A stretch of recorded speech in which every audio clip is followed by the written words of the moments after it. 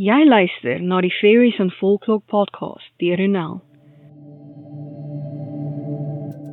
Ek is donker fantasieskrywer Ronel Janse van Vieren, met meer as 'n dekade van rondsniffel in stowwerige volkskindeboeke, om wesens van verbeelding wat my nuuskierigheid aangewakker het na te vors, is ek hier om die volkskunde in 'n neutedop te deel, en hoe ek dit herverbeel het vir my skryfwerk in 'n oorsprong van die vee. Hierdie is die Fairies and Folklore podcast. Hi, ek is jou gasvrou Ronel Janse van Vieren. Noem my sommer net Ronel.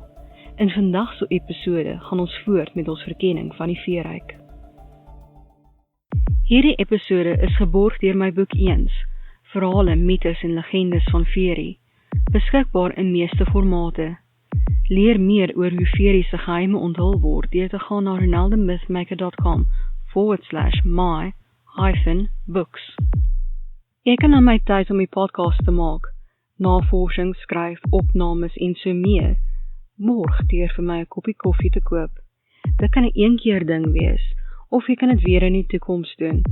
Ga na buymeacoffee.com/Ronel om my te ondersteun.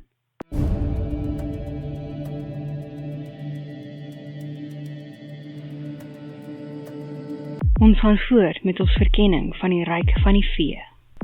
Vandag se onderwerp, dun plekke en die ander kant. Volkskunde in 'n neutedop deur Ronel. Dun plekke is spesifieke terreine met 'n mystieke kwaliteit, plekke waar die sluier tussen die ryke dun is. Daar is mense wat beweer dat die betowering, krag, wysheid en alternatiewe realiteite ervaar, wanneer hulle met dun plekke te doen het. Ierland is besaai met dun plekke, van bekendes soos Newgrange, die Hill of Tara, Dromweg Klipsirkel, Carramore en Glendalough, tot minder bekende, maar tog moedsien terreine soos die Hill of Usnik, waar al die ruslyne van Ierland ontmoet, Keldra begrafplaas op Boa-eiland, Cool Park, waar die tuiste van Lady Gregory was, waar baie ander wat bygedra het tot Ierse letterkunde, soos William Butler Yeats en Lady Gregory self, verstom was oor die akkers, bosveld en tuine, Glencalmkille, wat deur St. ingewy is, nadat hulle demone uit die vallei in die see gedryf het, en die klipsirkels langs die Weraway in County Cork. Die Kelte het die jaar in 2 dele verdeel, die lig, somer, en die donker, winter. Samhain is die verdeling tussen die helftes, en ook die tyd wanneer die sluier tussen die wêrelde die dunste is. Mense en vee meng vrylik in hierdie tyd, hoewel die meeste mense kostuums dra om die vee te flous oor hul identiteite, om nie deur hulle weggevoer te word nie. Omdat Samhain 'n nêrenstyd is, tussen die ou jaar en die nuwe, verby mense oor die algemeen begrafplase en kruispaaie om nie per ongeluk die onderwêreld in te steek nie. Beltane verdeel ook die tye, maar dit het nie soveel van 'n effek op die sluiers vir Samhain nie. Die enigste kennis wat ek kon vind wat Beltane spesifiek aan 'n verdunning in die sluier bind, is die Lincoln's Link meer wat 'n onsigbare eiland bevat, wat slegs bereik kan word deur 'n rots wat elke Beltane oopmaak. Tussen 'n tye en plekke gee die bo-natuurlike, vee, demone ensovoorts, die grootste krag om die lewens van sterflinge te beïnvloed. Tussen 'n tye, dun tye sluit in skemer, dagbreek, Samhain, Beltane en middernag. Tussen 'n plekke of dun plekke sluit in seestrande, bergtoppe, moerasse, klipstapels, begrafplase, klipsirkels, grotingange, kruispaaie en woude. En nou vir my interpretasie van die vee en 'n oorsprong van die vee, dun plekke. By kruispaaie, begrafplase en ander plekke van verandering en keuse, is die sluier tussen ryke uiters dun.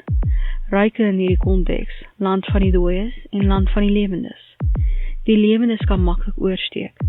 Solank hul liggame ongeskonde bly, kan hulle terugkeer na hul lewens. Die dooies sal oorgaan na die land van die lewendes en sal deur Grimms of Wages gejag word om terug te keer na die ander kant. Dun plekke moet op Samhain vermy word. Oorsprong van die vee, ander kant. Verwysing na die ryk aan die ander kant van die sluier tussen die land van die lewendes en land van die dooies. Oorsprong van die vee, ander wêreld. Ryk van doodsvee en die dooies. Omvat Turfothrone, die land onder die golwe, tuiste van meervroues, sirenes ensovoorts. die onderwêreld en die grys areas tussenin, Valhalla, Hades, kasteel van die beskermer van die sluier, ensovoorts.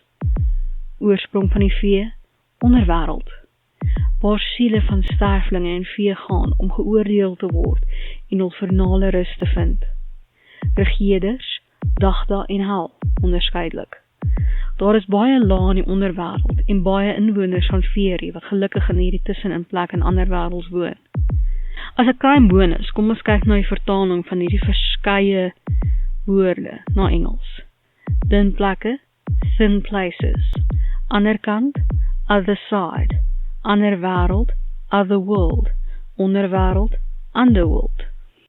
Ek hoop dat jy hierdie episode van die Fairies and Folklore podcast geniet het en dat jy iets nuuts oor die vee geleer het. Onthou dat jy 'n transkripsie van hierdie episode in die beskrywing kan kry. As jy nuut is by die podcast, hoekom nie na my webtuiste ronaldemistmaker.com gaan en 'n gratis kopie van Ongesiens, die tweede boek in die veeverhaalreeks kry nie. Tonne volkskunde, toorkrag en gevaar wag. Pas op!